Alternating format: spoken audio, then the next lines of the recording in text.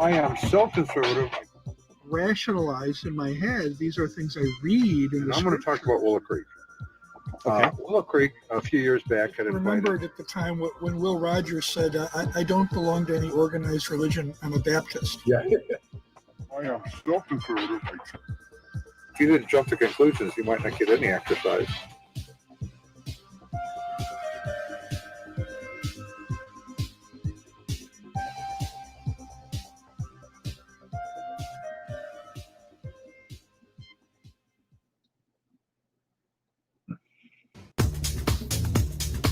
I am so conservative.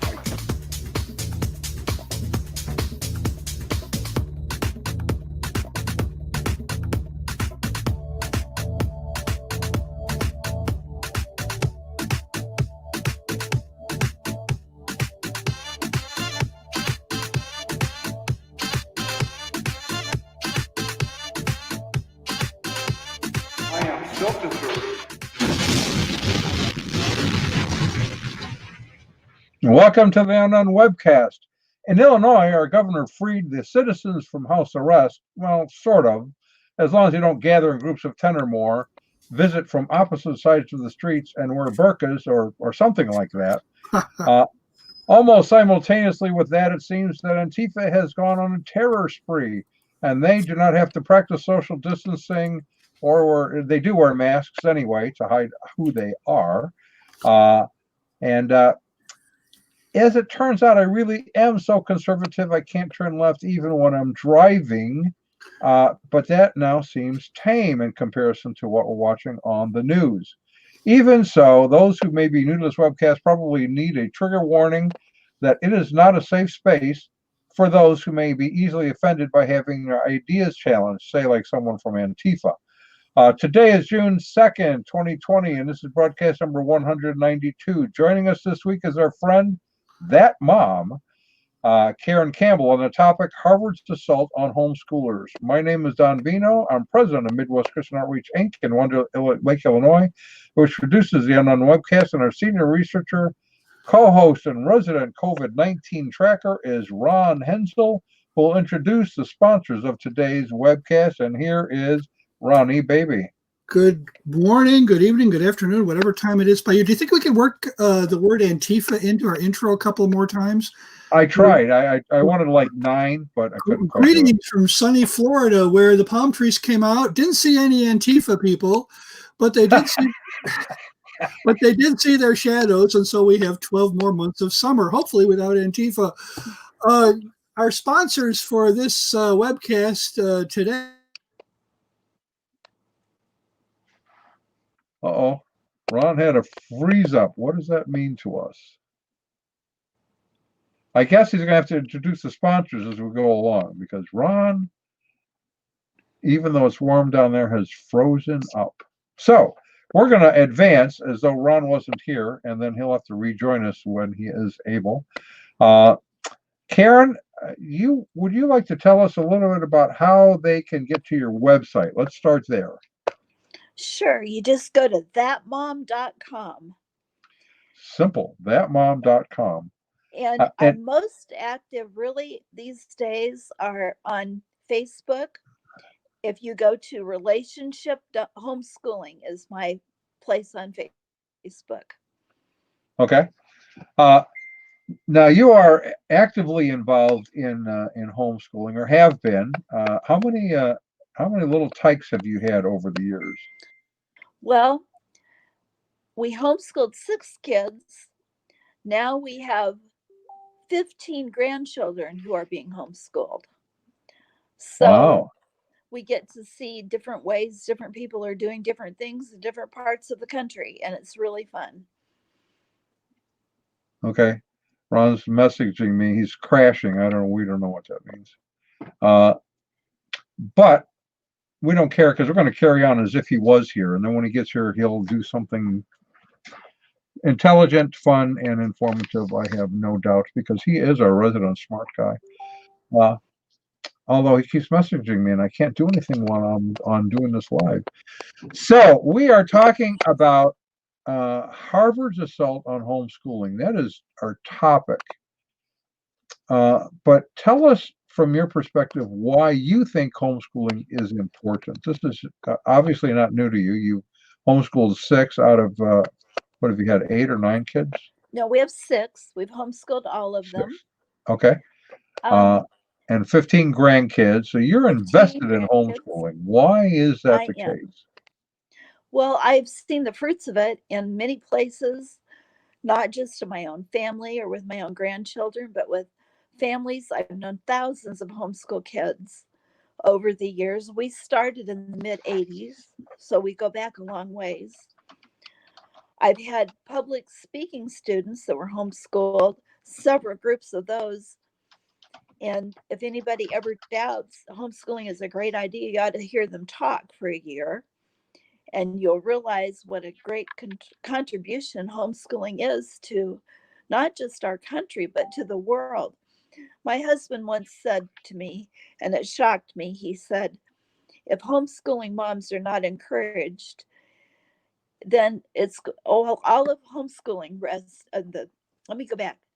The history of the Western world is at stake, the future of it, by homeschooling moms being encouraged, because he believes, and I do too, that it is so important for Christian young people to have a Christian worldview inculcated in their lives, and homeschooling to me is the best vehicle for doing that.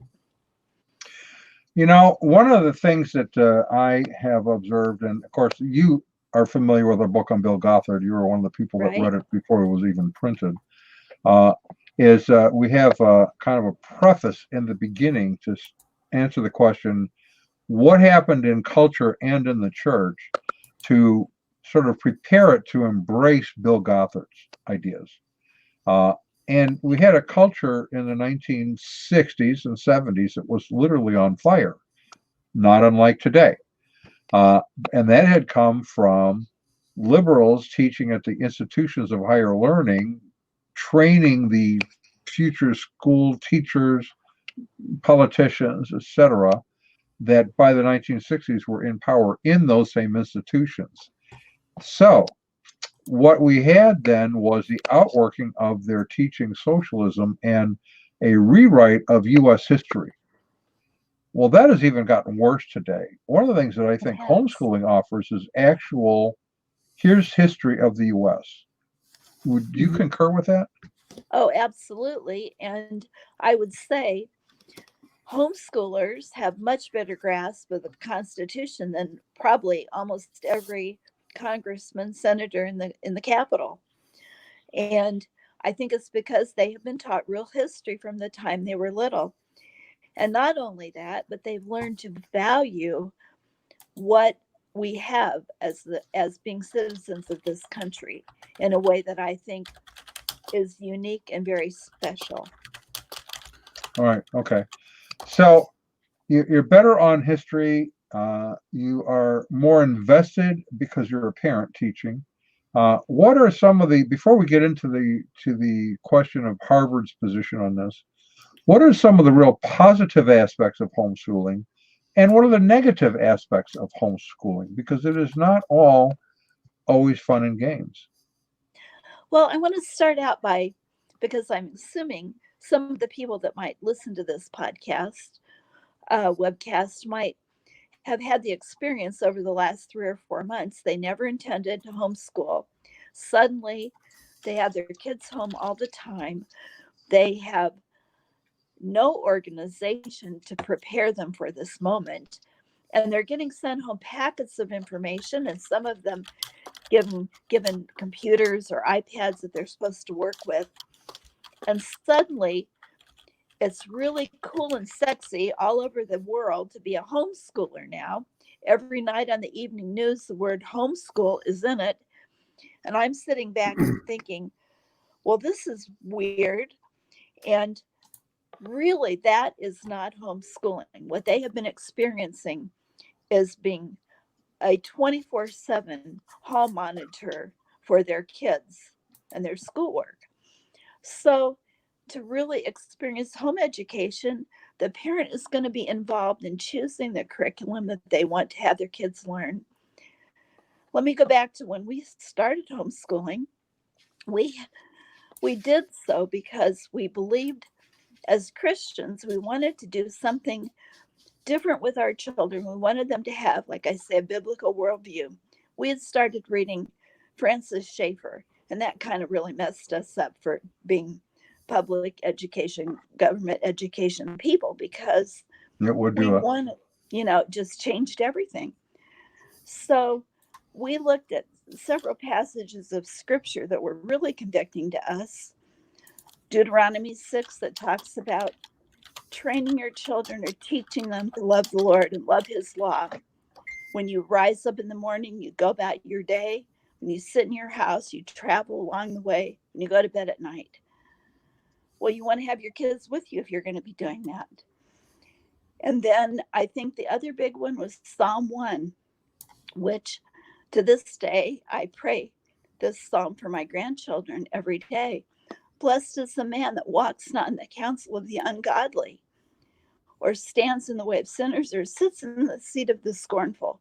But his delight is in the law of the Lord, which he meditates on day and night. And he'll be like a tree planted by the rivers of water. His leaf will not wither, and everything he does will prosper. That's what I pray for them. And if I'm having to spend most of my time unteaching these things that they're getting someplace else, then I'm not going to have time to teach them the truth. So that was a big deal to me. And people that are just being handed curriculum and that is not based on a biblical worldview, as Christians, I believe is now becoming a wake-up call. The guess is that there are going to be 8 million more homeschooled students this fall than there were before. Right. So the positives to me, in that they can be summed up really in one sentence. It's that you will have a better relationship with your children than you ever dreamed. But the negative is that there's going to be a lot of work and a lot of rubbing against each other.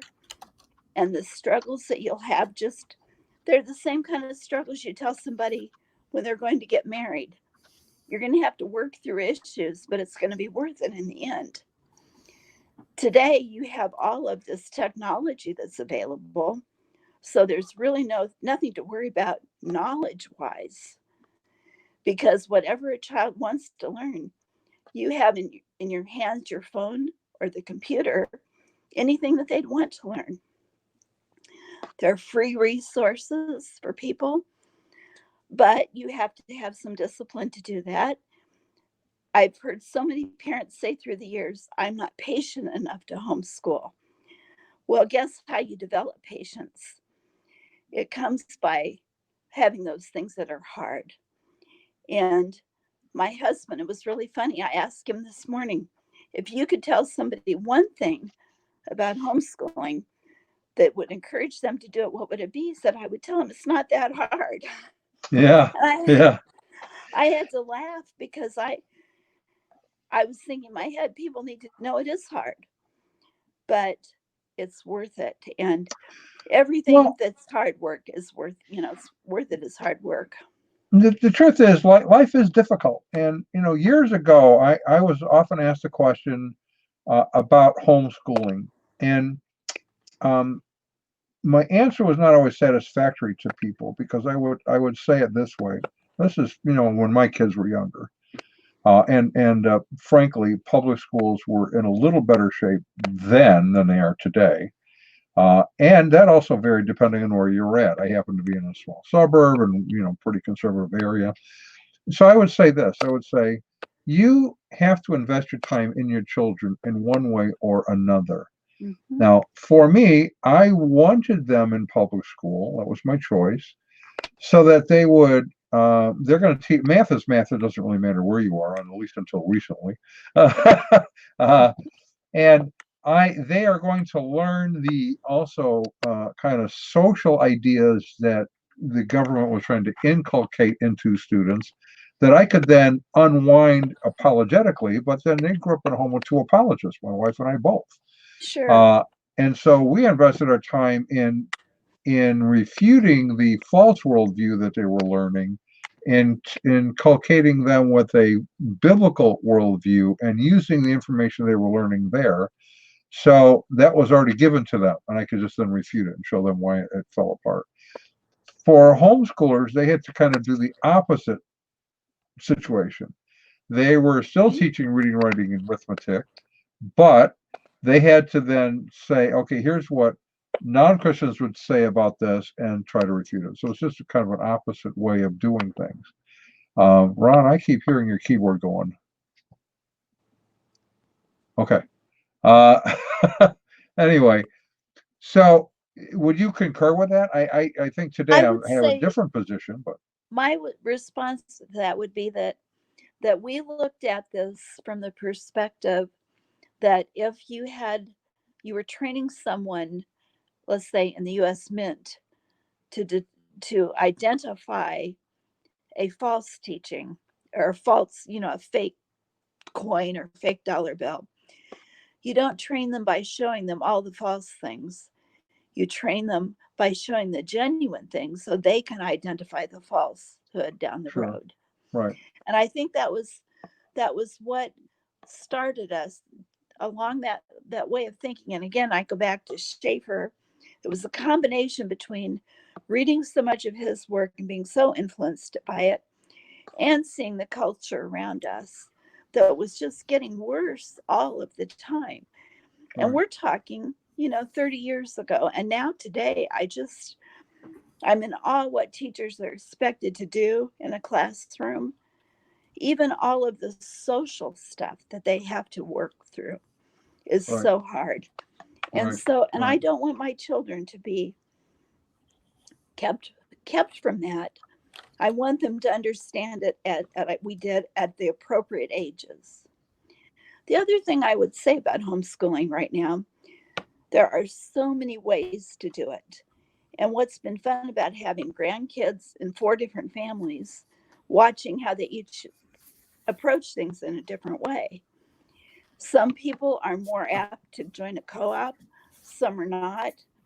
There are my one son and his wife participate in what is called a university model school, where they have the kids home so many days a week for homeschooling, and then they go to the school the other part of the time. It helps if you're like my granddaughter wants to be, a degree in math. So her goal is to go to NASA and work. And so, the advanced mathematics were things that they didn't feel comfortable that they were equipped to do. So another thing is, what are your goals for college afterwards? I have 2 grandsons that graduated this year, both of them interested in film. My son-in-law is a filmmaker, and so that grandson is going to be working with his dad, apprenticing, learning that. The other one wants to study film, is going to Biola to study in their film school. So you have different approaches to get to the same destination. Right.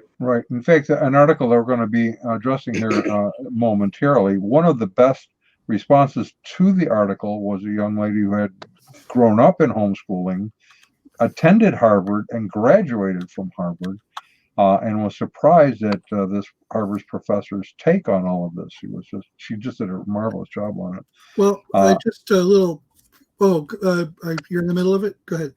Well, I have put together some slides so I could raise this up, but I wanted to ask another question first, and I want to lead into it with our sponsor, and that is this: just because you, for example, understand a basic defense of the faith and apologetics, doesn't mean all of those who are Christians in the homeschooling movement have what we might call biblical discernment.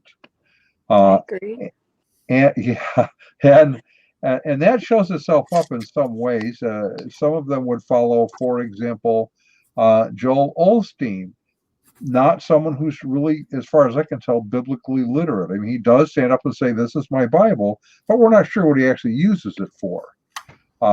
And so one of our sponsors has responded to that with a product that we all could use, I think.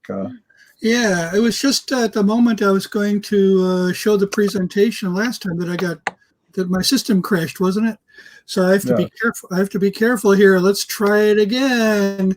Okay, our friends at World's End Theology Outlet, your one-stop resource for half-baked heresies, dubious doctrines, and other ideas whose time has gone, have some questions for you. Are you still trying to figure out how to clean up in the ministry business? Do you want to finally learn how to get to the bottom of growing a successful church? Would you like to flush away all your failures and start having your best church now? Well, then you need Charlatan Ultra Soft, because nothing says theologically soft like Joel Osteen's Charlatan Ultra Soft. And the good news is there's never any shortage of Charlatan Ultra Soft, no matter what kind of pandemics we might be having. It's personally tested by the man himself. It provides comfort where it counts. It wipes away even the most stubborn orthodoxy, and it comes with a money-back guarantee. Keep those butts in the pews with Charlatan Ultra Soft, only at World's End Theology Outlet. Now, because we missed our opening here, I just want to remind everyone to ensure your continued access to this program. Please go to midwestoutreach.org, click the yellow donate button, and contribute as you feel led. And don't forget to subscribe to us on YouTube. So I was going to say before, thank you for your appreciation. I was going to say homeschooling was not on my mental radar screen. There were too many other things really important, like, the Beatles and things like that, until the 70s. And really, it was after I became a Christian. So the Beatles really weren't big at that time. But I heard about this thing called homeschooling. And it was practiced primarily by Christians. And it became a bigger deal as we moved into the 80s. I started hearing more and more about it. And I started meeting people who had been homeschooled when I went to Bible college. So, I mean, that's pretty amazing because, some of these people were older than I was. And so that means that they were homeschooled in the 1960s and 70s, so it was going on. Now, what it became controversial because a lot of people were moving toward it. There was already a controversy over private schools. Should the government give tax credits to people who sent their kids to private schools? That was a huge controversy. The conservatives wanted it. The liberals hated it. In fact, almost everything that was not public school was considered an attack on public schools. It was considered, a way to bring down public schools, which to me, even at the time, was just a ludicrous proposition because you knew that the vast majority of Americans were going to go for the freebie, right? I mean, it's free. You don't, and you get to dump your kids there and go to work. How are you going to support a 2-income family without a free education where both parents could go to work? Well, so the majority was going to go for that. So I didn't see any sense to this idea of an attack.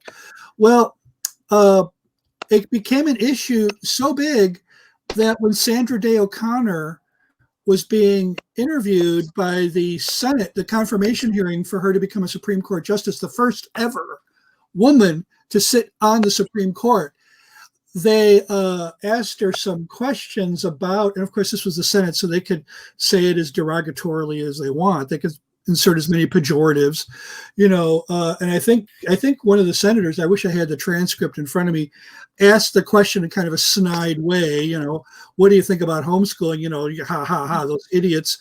And she goes, well, Senator, I was homeschooled. And her family had a great approach to it too. I remember reading where she said they had visited every state in the country, and that was part of what they did. Wow. So, that just is a great example that you don't have to get your education with just a book in front of you. Of course, back in her day, Hawaii and Alaska weren't states. We need to make sure everybody knows that. Well, yeah. And see, this is the thing that I think about homeschooling it is such a huge tent, and there's so many options now. When we started, you could get a Bob Jones catalog or a Pensacola catalog. That was it. There was no curriculum, no anything that was just for homeschoolers. Mm-hmm. And so then now you look and you see tens of thousands of things. The Rainbow Resource Catalogs is about 4 inches thick. Mm. It is amazing. And that doesn't even include all of the things you can find online. Yeah. Oh, man. Yeah. Now, I taught in private schools. I taught in 2 different Christian schools for 8 years. And I taught, I was certified in English grades 6 through 12 and social sciences grades 6 through 12. But I also taught Bible. And for a couple of years, I was roped into teaching science, even though I had no certification in it. I have a great deal of respect for homeschool parents. One of the, in my church, we had 1 or 2 people who taught in what was called the classical education curriculum, where what was it, 3 days a week they taught in the home, 2 days they met together in classroom situations. I've known other people who were, in very organized homeschool groups, where this becomes really important when you want to socialize your kids, want them to learn how to get along with other kids. Plus, you want them to be involved in some kind of athletic activities. This especially becomes important when you start heading toward middle school.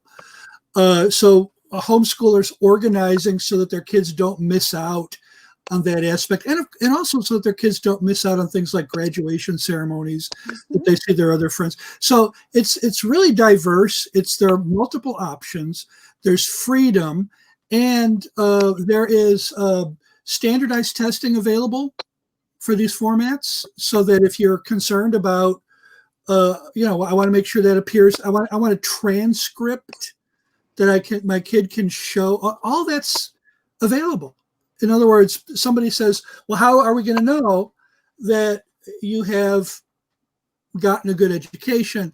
Well, if the parents do their homework, ironically, they need to do homework. Don and I, as part of our research on Bill Gothard, remember we were invited to the home of a family a family in Wisconsin. There were like 2 or 3 other families that came that night, Don. Do you remember that evening? Right. Yeah. And they were all homeschoolers who were very concerned because their main curriculum, at least for the Christian part of what they were teaching, came from Bill Gothard. When we got there, I learned that this was 25. How many years ago was this, Don? This is 1997, maybe? Yes, correct. So we're talking 23 years ago. I didn't know very much about homeschooling at that time. I learned that these people had to get all of their science, math, their STEM subjects and anything else they wanted to teach from a list of things that Gothard supplied. And then he provided. We were in the 3rd year group of Bill Gothard's training. Okay. And we were in it for several years. We had a resource library you were required to get, and it was from either Bob Jones or from Pensacola. Now, the good news is, I say it's good news because as a teacher, occasionally we would take kids would kind of graduate, so to speak, from homeschool into a private Christian school, because sometimes the families were just really big. Economic situations changed. Parents needed to put their kids in a private school after a few years of homeschooling. Whatever. It's about freedom. It's about choice. And I am glad that there is, after seeing some of the curriculum that they were using, I'm glad there's more competition in homeschool my goodness. curriculum today than there was a long time ago, because I don't want to say anything bad about any particular provider of homeschooling curriculum. I'll just say we really needed Well, we can do that next week because we're going to be talking about some issues with some of the homeschooling okay. providers. I have a lot of examples, but I had a few, and I'm saying, really, this is what they were using. Okay. Well, let me tell you something. Here's the thing. You know, homeschoolers grew up for the most part in our generation with our kids. They grew up with parents like me who were hippies that grew up saying question authority. So my kids questioned everything that came through. Why is this true? What is this all about? You know, here's the interesting thing. You mentioned standardized testing, and I'm trying not to laugh because to me, standardized testing is a scam, and it means absolutely nothing. Grade level means absolutely nothing, except to people who are committed to the government system, because the government decides what is grade level, quote unquote. They decide what goes on a test so that you can have standardized testing so everyone can get the standard education. Let me ask you, who should decide what it means to be educated? And why is it this body of information is important, but this isn't? This year, the state of Illinois is requiring teachers to teach the history of gay rights. But why is that something that should take up a half an hour of your day? Who should decide those things? And is your kid, if he doesn't know that, should he be punished on a standardized test because you didn't spend time studying about Harvey Milk? I mean, well, Right. yeah. And again, it depends on what you believe the educational system is for. If it is for creating social change, then those things are very important. sure, If it is and that's for what it is for. if it is for training people in how to think, access information, and make decisions, can you learn reading, writing, arithmetic? Because that was what education was at one time. Right. Then to me, education is you put in front of children. See, children are naturally inquisitive. They naturally want to learn. To have to promote them to or prod them to learn is not right. Kids understand about the world around them as you give them opportunities to learn those things. So the idea of having this box of information, and then you say, congratulations, you can now go to the university because you have gotten this body of information. Here's the little secret that the lady from Harvard does not understand. The vast majority of homeschoolers have absolutely zero interest in going to Harvard. They see this as just another place to upload their kids with information that they don't think they need. Now, much of which has to do with social change. Well, I would, as someone who administered the Iowa Test of Basic Skills for 8 years, I would put that in a separate category from a lot of the standardized tests that came in the wake of No Child Left Behind.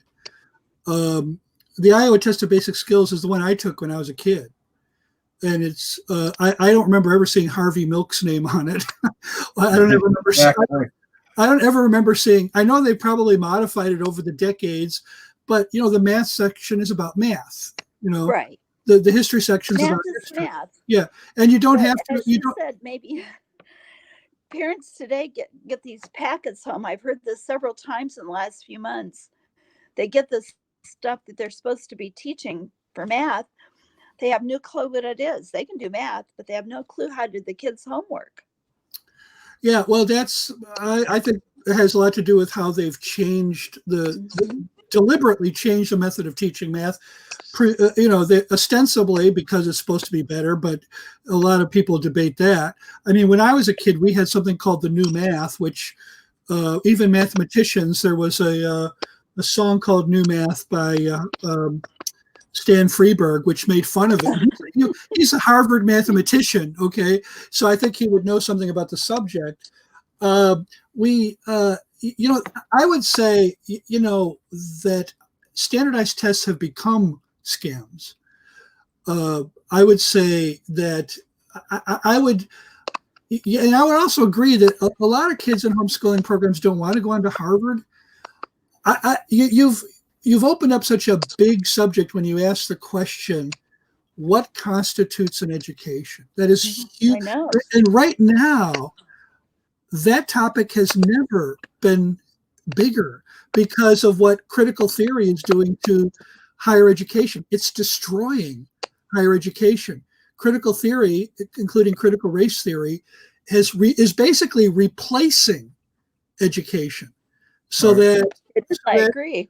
So that you have the body of knowledge that we used to call math. Now they're talking about how math has too many white supremacist presuppositions built into it. Now we're going back to social change again. Right. It's about social change. It's not about education. Critical theory is nothing but a propaganda tool designed to destroy critical thinking skills. Right. Now, I want to do a couple things. By the way, someone had asked this question a little earlier, and that is, okay.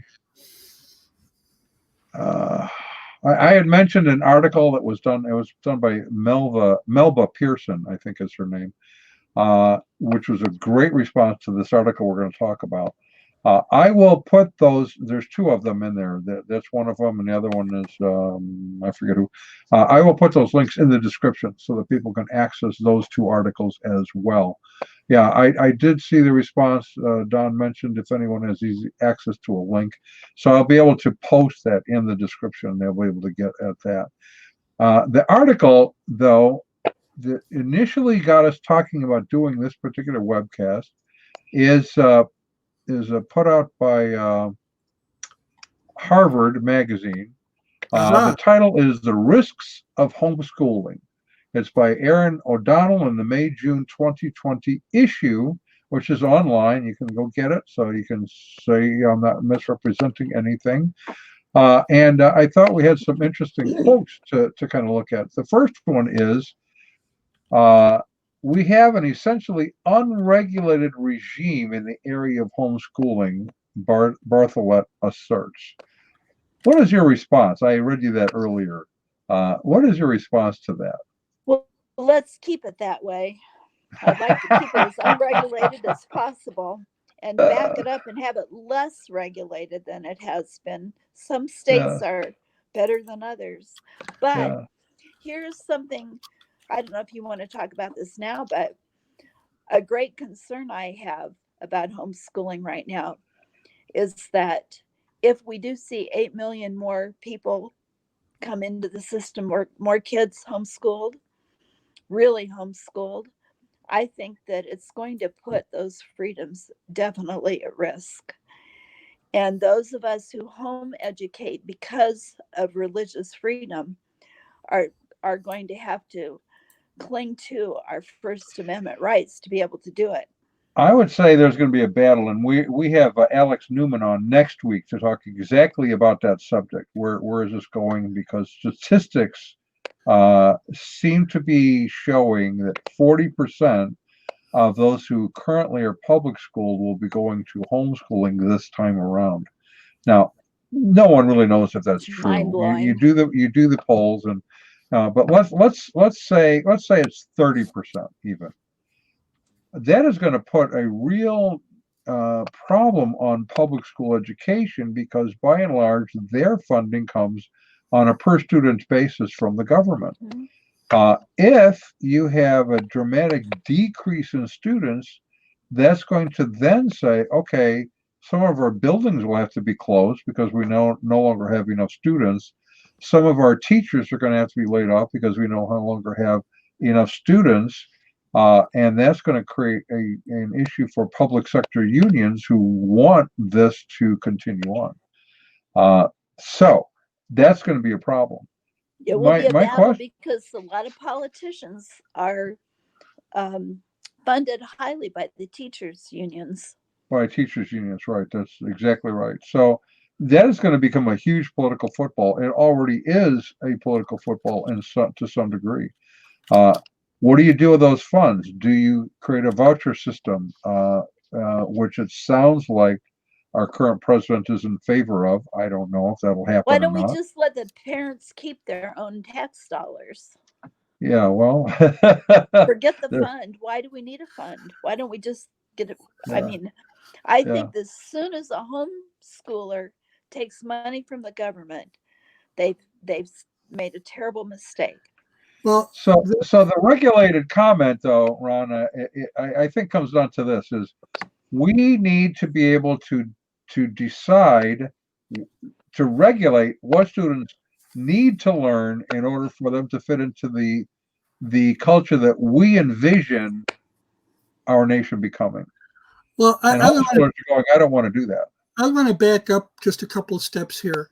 I believe that the federal government regulation of education is unconstitutional. I believe that the whole concept of the Department of Education is constitutionally questionable. I agree. Well, because there is nothing in the Constitution that delegates the powers of education to the federal government. So we've got a 10th Amendment problem here right away. So what we have here is a system which was debated in the early part of the 20th century. When in the 1920s they began talking about establishing a Department of Education in the 20s. And Woodrow Wilson was involved in these discussions even before the 20s, and he said, well, let's be very clear about what we're talking about here. We're talking about establishing a system of education for people who are going to go to work in factories. 90% of them are just going to be factory workers. Exactly. So we don't want to educate them too much. We want to keep the education level low. He said these things. These are written. These are documented. We want to keep it low, or else they're not going to be satisfied with working in factories. They're going to want to do more. And our country just can't afford to have too many academics and intellectuals. Of course, times have changed. Now, as Dave Barry once said, PhDs are about as common as air molecules. So we basically have, thanks to societal change, the GI Bill, you name it, we're in a different world. But some of the observations that people made back in the 20s have held true. J. Gresham Machen testified before Congress in the 20s. He said, look, you're talking about establishing a system where the federal government takes tax dollars and gives it back to school districts. They never do. Get out of here. Federal governments never do that without strings attached. Right, exactly right. So basically, you're going to have federal control over education, which is unconstitutional. Right. And yet, beginning with Jimmy Carter, we've had it. Yeah. Right. So that is exactly what I think this college professor is complaining about, is we don't have the kind of federal control over homeschooling that we have over public education. Therefore, we need to get rid of it. Here's the next one. I really like this one, by the way. Go ahead. As I get to this, someone had mentioned that homeschooling has kept changing. In Illinois, it used to be bad. It probably still is. What is your comment on that? The regulation used to be bad? No, just in Illinois, the homeschooling in Illinois. It's homeschooling itself per se. Is it considered bad in Illinois? Hey, we're all wonderful in Illinois. No, by do the public school people think it's good? Oh no. Oh no. They hate it. And they're 90% of the educational culture. But let me tell you something. A few years ago, I think it was 9 or 10 years ago, some senator from Chicago got it in her craw that homeschoolers were bad. So she had some kind of legislation pending. I went to the Senate hearing. I got into the Senate hearing room along with another homeschool mom, and it was unbelievable, the ideas these people had. They wanted to take their truant officers and let them just go to your house willy-nilly and be made to you'd have to allow them to come into your home legally. The man said, I can just look around your house. If I see some books, I will know the quality of education. And we just thought that, well, boy, he must be brilliant, you know? Yeah, wow. And then they had such ridiculous ideas. They wanted to make every homeschool mom or dad, but usually the mom, get a teaching certificate from the state of Illinois. Right. And they had all of these Awesome. things that were ridiculous. They thought our kids were not getting enough socialization. But outside the hearing room, there were about 4,000 people, homeschoolers and kids. They were all singing. They were all hanging out together. You know, that building shot down so fast. In case anybody, doesn't believe me, that I had, for 8 years, I had State of Florida Department of Education certification. There it is. So what I'm about to say is I would trust a truant officer to know what is educationally suitable about as much as I would trust a Harvard law professor to know what is suitable for education.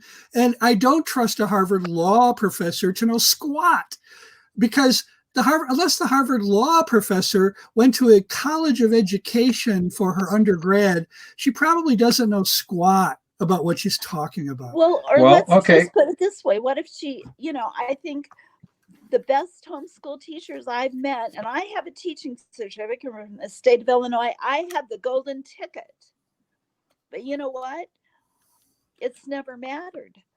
There has been very little that I learned in my experience with teaching that has really been helpful with my own kids.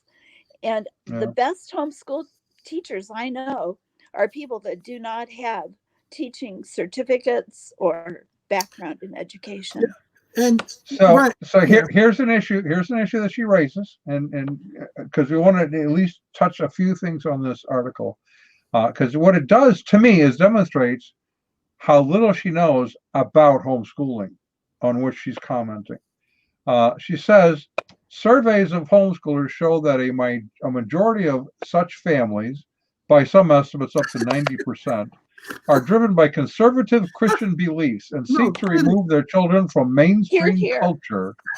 Bartholet notes that some of these parents are, quote, extreme religious ideologues, end quote, who question science and promote female subservience and, of course, white supremacy. Of course. Oh, well, I know where this is coming from. Would you like me to give you a little history on this? Yes. Sure. Okay. Look at the list of speakers that she has that they had lined up for this conference. 3 of them are part of a group called Homeschoolers Anonymous. This group was started about maybe 10 years ago, 8 years ago, and it was a response to the patriarchy movement within the homeschooling circles. I call it the patriocentric movement. Patriocentric, where everything We've done articles on that in the journal that you've written for us. Yeah. And these were people that had experiences that were so negative that they initially thought they needed a support group, which I'm always suspect of support groups anyway, because it's people that want to get together. They don't really want a solution. They just want to complain about whatever their problem was. Mm-hmm. And they started this group. Well, then they decided homeschooling was abusive, which is what this professor has said. And they started questioning everything that parents taught their target audience to be against are Christian homeschoolers. If they, for example, they would call something abuse, this could be abuse.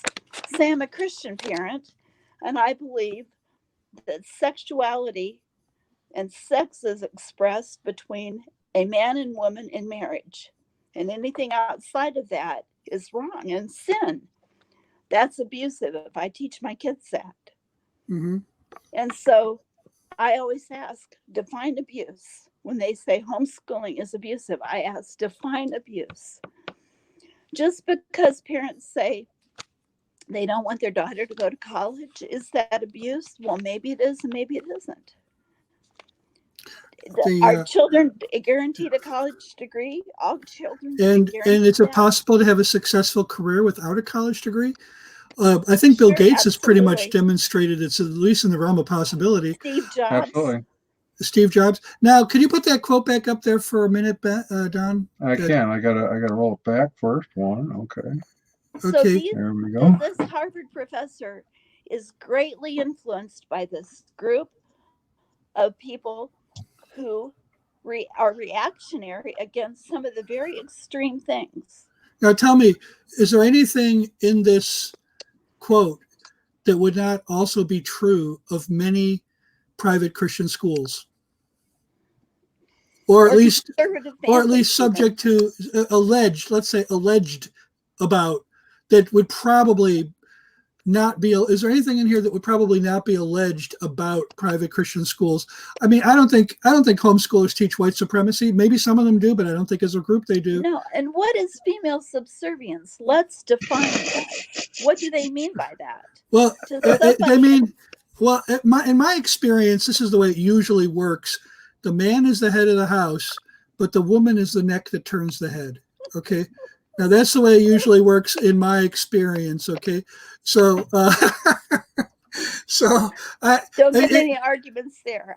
Paul says, if you've got a wife, if you're a husband, you want to please your wife. Right. You know, to me, that kind of sounds like, okay, yes, you could talk about male headship, but it's not a totalitarian, dictatorial, oppressive, authoritarian system. A man is trying to please his wife. Right. Now, just to go back to something that Karen said earlier, because she's written on patriocentrism, which we would say is not biblical. This is the idea of the male head of the house is essentially the owner of all humans in that family. How about he's called the prophet, priest, and king. He's also the dogs and cats too, but actually, the dogs and cats and everything else, right? Whereas, from a biblical vantage point, and this is a main theme we had throughout our Gothic book, is the whole issue of authority. It's not just top-down authoritarianism, but a bottom-up servanthood. And Paul really clarifies that in his talking about husbands, love your wives as Christ loved the church. As the head of the house, it is your job to be the supreme servant of everyone else in the household. Fathers, do not exasperate your children to whatever. And so there's it goes from the bottom up. You lead. You don't abuse people into following. And I have to tell you, as I have done marriage counseling, premarital counseling, and emphasized this whole servant leadership concept as the husband, I've had to point out that if you truly serve your wife, as Paul says, you're concerned about the things of pleasing your wife, there isn't anything that she's not going to do to please you in return, because women are invested in relationships. Men have to be reminded of this because they're invested in tasks, not relationships. So we need those reminders and that sort of thing. So that's something. He doesn't understand even the whole biblical concept of what headship is supposed to be. Here's something that has become, to me, the driving force behind relationships in the home is the one another passages of Scripture. Right. And, I wrote a book about it for homeschoolers because I believe that's the key to how you have success. And, if I believe my husband is my brother in Christ as well as being my husband. So our goal is going to be, when there's conflict, to look at those one another's and say, how am I not one anothering this person? Right. And then you teach this by modeling to your kids and by verbally. What does it mean to serve one another in this home, to pray for one another, to, right, dare I say, submit to one another? Right. And this really is a big part of education, is because children learn by observation and imitation. They do. They see how you act and they imitate those actions with their friends and so forth. All right, I have another quote which is of interest in our discussion here. And it is, from the beginning of compulsory education in this country, we have thought of the government as having some right to educate children so that they become active, productive participants in the larger society, end quote, she says. No, that's not what we meant by compulsory education. Aha. We didn't mean that the government has any right to educate. They have the right. They have the right to determine that children should be educated, not that they should be doing the educating. Right. So we had legal challenges to compulsory education raised by the Amish in the 1940s and 50s, I believe. This settled the tone for a lot of the nuance that came about later. In other words, the idea was not that the government is in the role of educating, and also the government is not in the role of requiring you to get the education in a specific way. If anything, the Amish cases set that precedent, that you do not have to attend a public school to get an education. So that's settled jurisprudence, that's settled precedent. Let's put it that way. Until it's changed somehow, that's the way it is today. So that's a totally absurd distortion of the way it goes right now. It's about freedom, not about compulsion. It is. And the government's role is to protect us. It's not to micromanage us. Right. It's like saying the government has the right to feed us. No, the government. It does become a battle because we're having a cultural battle between, say, the liberal elite at the university level and the conservatives who want to homeschool and basically just get along with their neighbors, educate their kids, to have them grow to be healthy, well-balanced, spiritually minded individuals who citizens. Actually, that's good part citizens. of our goals. But how do you get along together when you have family gatherings that include both? And so one of our sponsors has something to kind of address that topic. So yeah, we're talking about pluralism, right?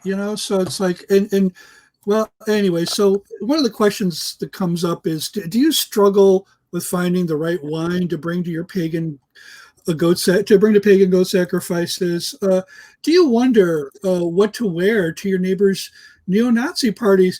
Do you get anxiety attacks when trying to find the right picket sign to share with your friends from Westboro Baptist Church? Well, now you can put an end to all the worries that come from trying to fit in with people on opposing sides of the culture war, because you can find the perfect gift for any ideology at the Coexist Boutique.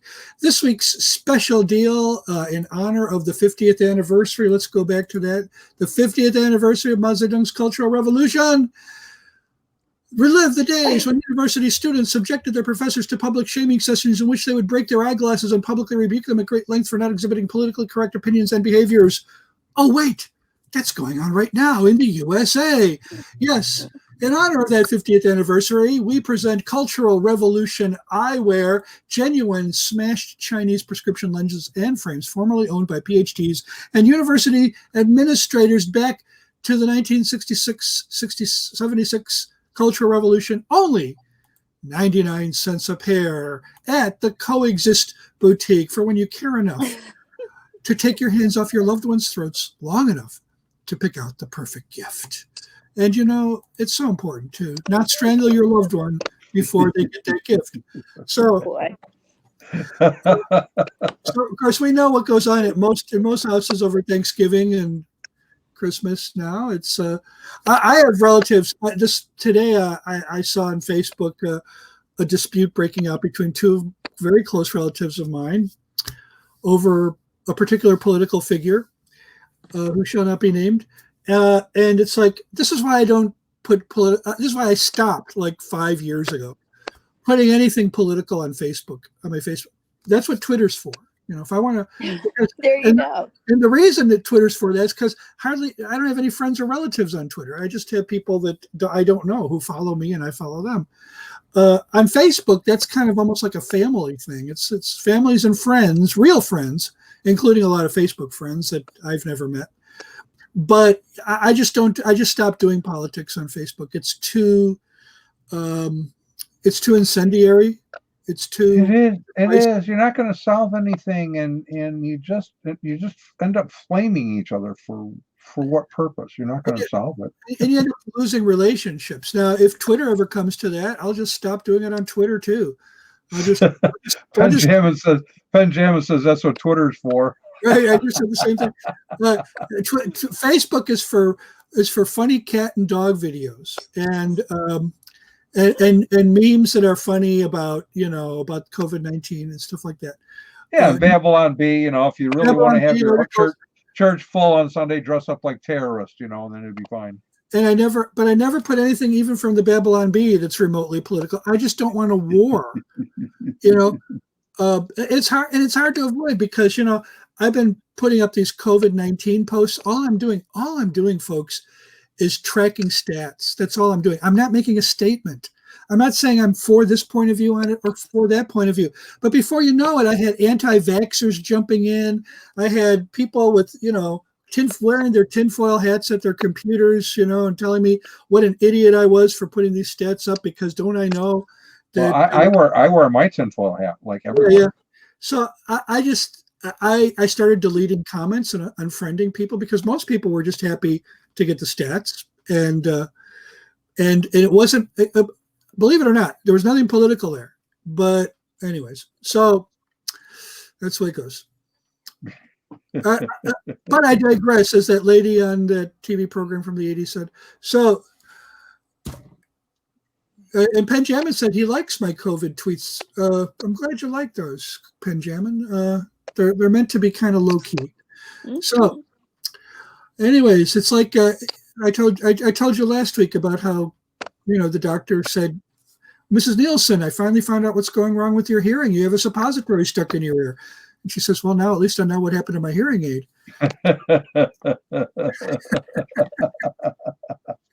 Okay. So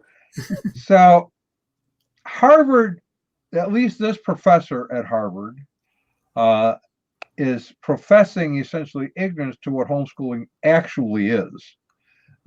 Exposing or professing? I think she's exposing her ignorance. Well, she's exposing it, and she thinks she knows. Yeah, well, that's right, because she hasn't actually. I don't believe she's actually met homeschoolers. She doesn't talk with homeschoolers. She hasn't. I went in. She knows the homeschoolers, or she has talked with the ones that are part of this group. Were right. Homeschooled, and I believe there are more that are not speaking that have been informing her narrative. Hmm. Well, I believe that is true, and as you know, we have held certain groups to task because what they're teaching, even though they have a Bible in hand, is not biblical. And in fact, there's a whole group. As a result of our book, a website was set up of former homeschool, predominantly Gothardites. I think they were first wave. You were saying you were like first wave or first gen, whatever it was, Gothard homeschoolers. Nearly everyone on there was in Gothard, and it was started by a guy who was a pastor. He is a pastor who had read our book, and he started thinking, well, I didn't have that bad of an experience. As he started writing out his experience, he realized he really had not. It had been not a good experience. I've asked my kids. They each have pulled different things out that were good.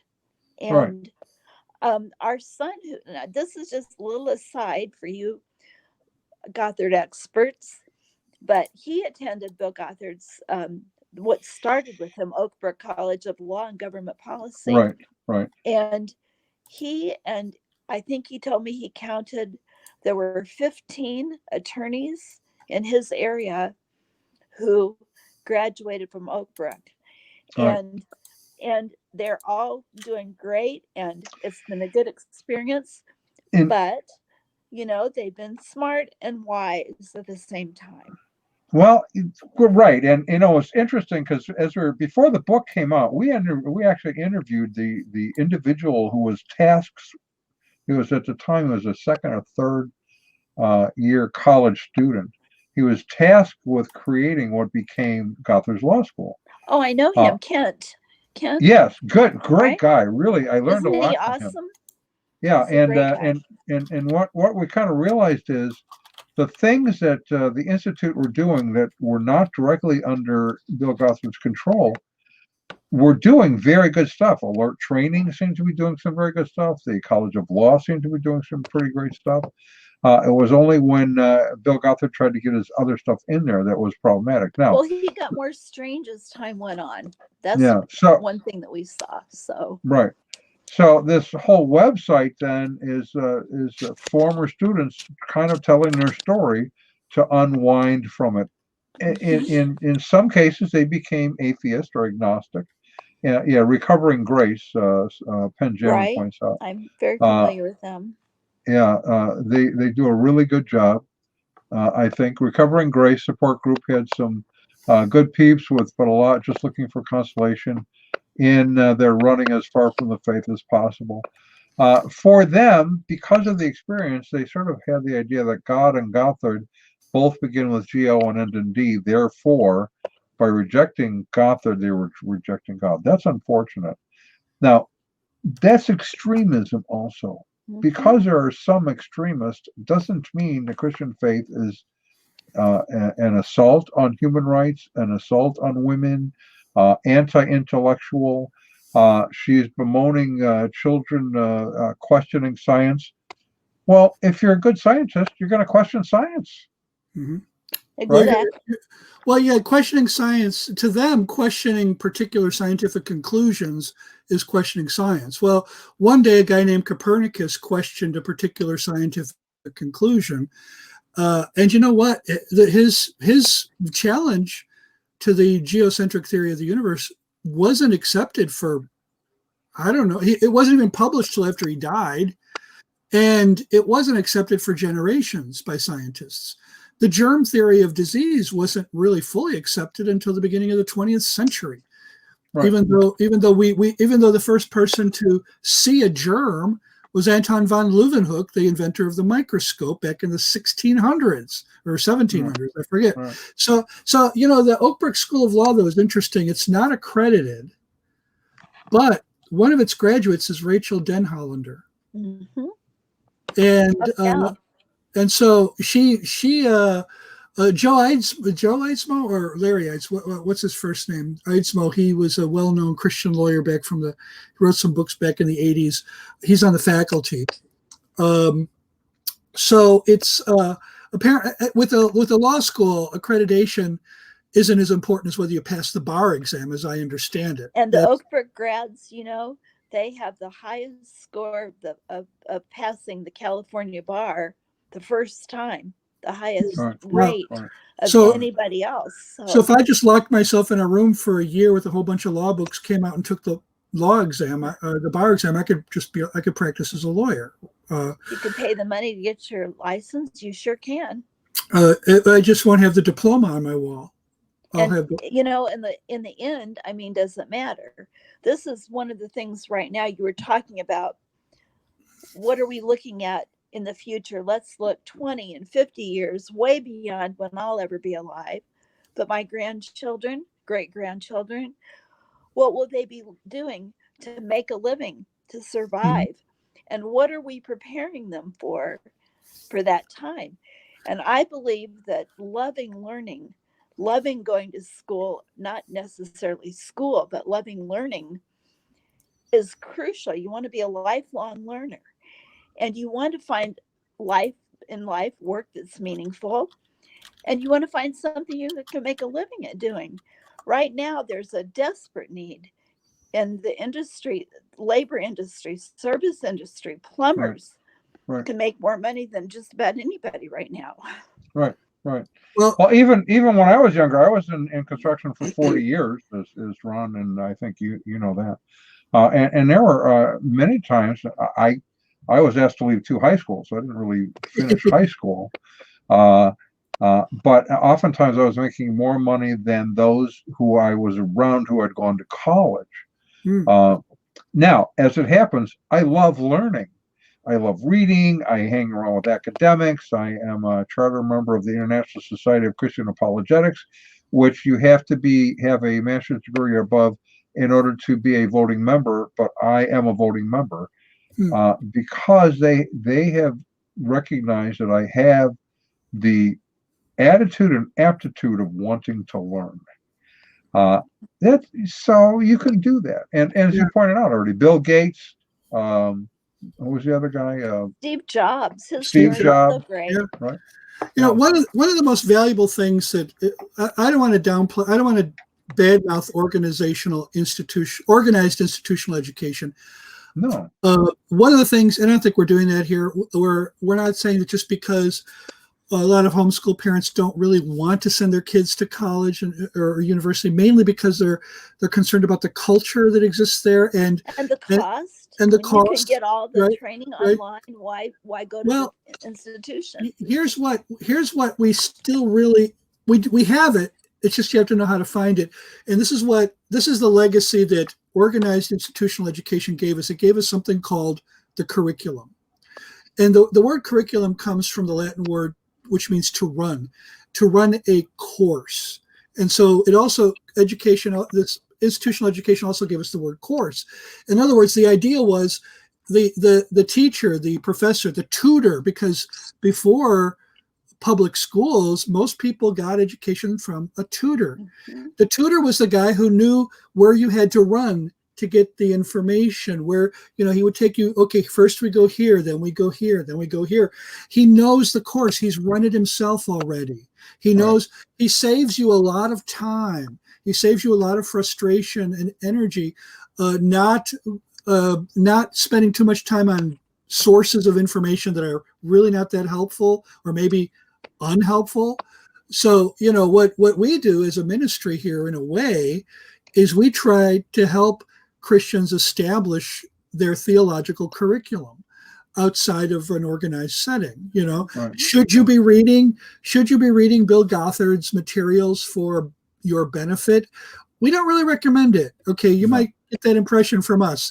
So we would recommend that you would study it kind of the way you would study things to find out what other people believe, but not necessarily what you believe, that kind of a thing. So, but that's also part of the curriculum.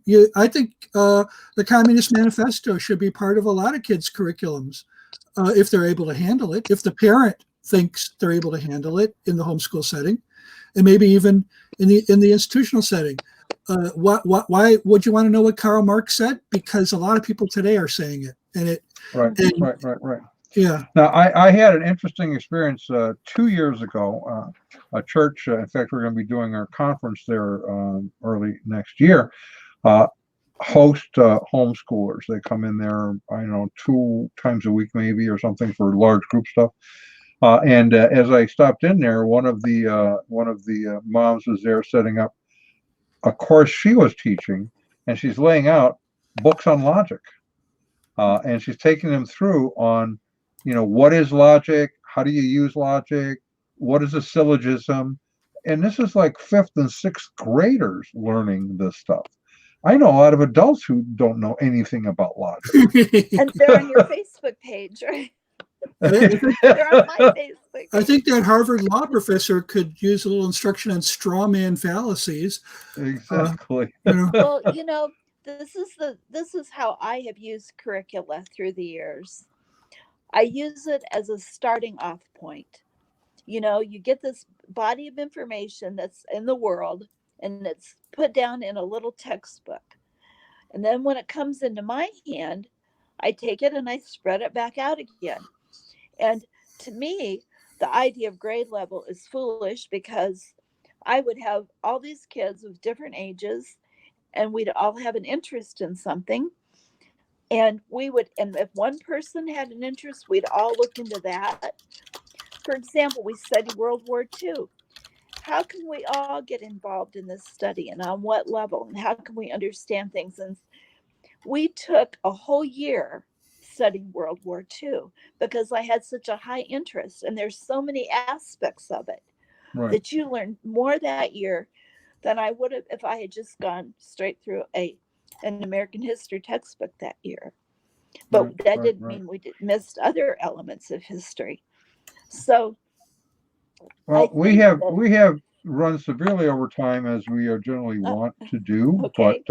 but so we're gonna have to start on the downward swing here. We are next week going to pick up the theme with Alex Newman again to kind of talk about the growth in what's going into the homeschool movement. But there's another topic that goes along with that, and that is the question of will homeschoolers be safe? And that is, I ask that question because of the surfacing of the Enneagram and other false teachings. And what at one time was, I think, a safer environment, maybe it is less safe today. So that's what we'll be doing next week. And I know that Karen's involved in trying to alert people to this as well. So for those who would like to contact you to ask about how do I get resources, where do I go to ask questions, how do I talk to current or past homeschoolers so that I can have a better grasp of what's required of me, how would they go about doing that? You can always go, if you're on Facebook, go to Relationship Homeschooling is the name of my place there. A lot of good discussion. You can contact me directly. I'll just give you my Gmail address. It's she'sthatmom@gmail. SHESTHATMOM So and you're I that will. mom. She's that mom. She's that mom. She's that mom. Just send me a note, and I'll tell you, I've got some really good resources for people that if they want to talk to me, I can send them in the right direction. And that's what they need.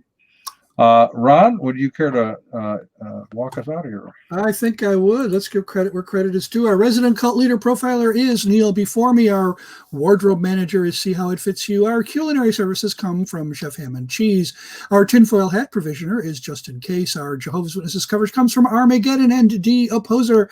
Our Mormon archives manager is Polygama. Our liberal denominations bureau chief is Lucy Goosey. Our transgender issues coverage comes from Ben Hur. Our special correspondent for cults based on the Hindenburg disaster and flying turkeys, Ode to Humanity. Our fact-checking supervisor is Jolie Pulling. Technical assistance comes through Murky Research. Our legal advisors are at the law firm of Dewey, Cheatham and Howe. Our grievance resolution director is Giovanna Pisami. Our director of privacy assurance is Wiretapping, and original idea sourcing comes from Drew A. Blank. The Unknown webcast is a production of Midwest Christian Outreach Inc. in cooperation with Emergency Manicure Productions, both of whom are solely responsible for this content, although you will never be able to prove that in a court of law. Never. Not ever. Not going to happen. Karen, if you and Ron can hold on a moment, to everyone else, I want you to say goodbye. Goodbye.